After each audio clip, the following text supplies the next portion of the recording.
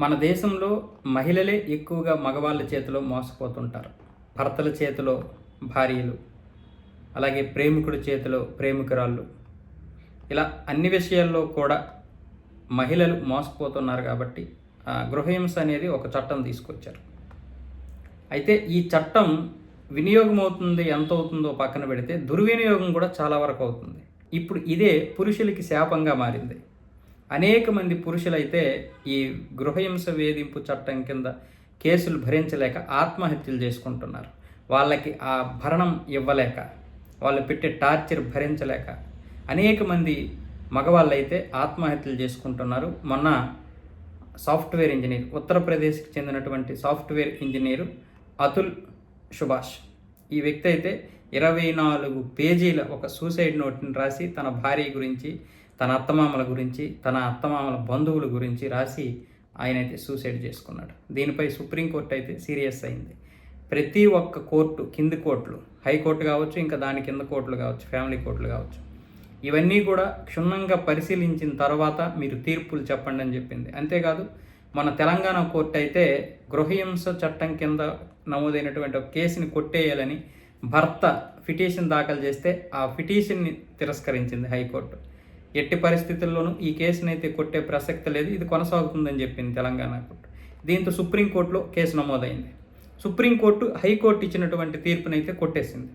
ఇలాంటి సమయంలో కీలకమైనటువంటి వ్యాఖ్యలు చేసింది సుప్రీంకోర్టు.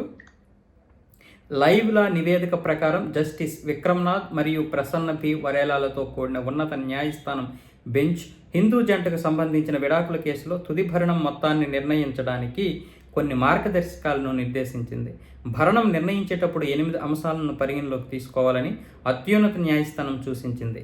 పార్టీల స్థితి, సామాజిక ఆర్థిక పరిస్థితి, భార్య, ఆధారపడిన పిల్లల అవసరాలు, పార్టీల వ్యక్తిగత అర్హతలు, ఉద్యోగ స్థితిగతులు, స్వతంత్ర ఆదాయం లేదా దరఖాస్తుదారు యాజమాన్యంలోని ఆస్తులు, భార్య జీవన ప్రమాణం, కుటుంబ బాధ్యతల కోసం చేసే ఏదైనా ఉపాధి త్యాగం, పనిచేయని భార్య కోసం సహేతుకమైన వ్యాజ్యం ఖర్చులు, భర్త ఆర్థిక సామర్థ్యం, అతని ఆదాయం, నిర్వహణ బాధ్యతలు, శాశ్వత భరణం మొత్తాన్ని నిర్ణయించడానికి మార్గదర్శకాలను అనుసరించాలని అన్ని ఇతర కోర్టులకు అత్యున్నత న్యాయస్థానం అయితే సూచించింది. ముఖ్యంగా భారతదేశంలో ఈ మధ్య ఈ గృహహింస చట్టం కింద కేసులు నమోదైన తర్వాత భర్తలు ఆత్మహత్య చేసుకుంటున్నారు.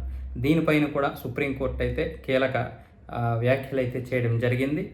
ఈ ఆత్మహత్యలు తగ్గాలంటే చట్టాన్ని ఏమైనా మార్పులు చేర్పులు చేయాలా, లేదంటే చట్టాన్ని దుర్వినియోగం చేస్తున్నటువంటి వారిని కూడా కఠినంగా శిక్షిస్తే ఈ చట్టాన్ని దుర్వినియోగం చేసుకోవడానికి వారు భయపడతారు. కాబట్టి ఏ కేసులు పడితే ఆ కేసులు తీసుకున్నప్పుడు కొంచెం ఆలోచించాలి. అలాగే కొన్నిసార్లు భార్య నిజంగానే భర్త వేధించినప్పుడు, నరకం అనిపించినప్పుడు ఇలాంటి కేసులు కూడా తప్పుదారి పెట్టే అవకాశాలు ఉంటాయి. కాబట్టి చట్టాన్ని దుర్వినియోగం చేస్తున్న ఎవరినైనా సరే కఠినంగా శిక్షించే విధంగా అయితే మార్పులు చేయమంటుంది సుప్రీంకోర్టు.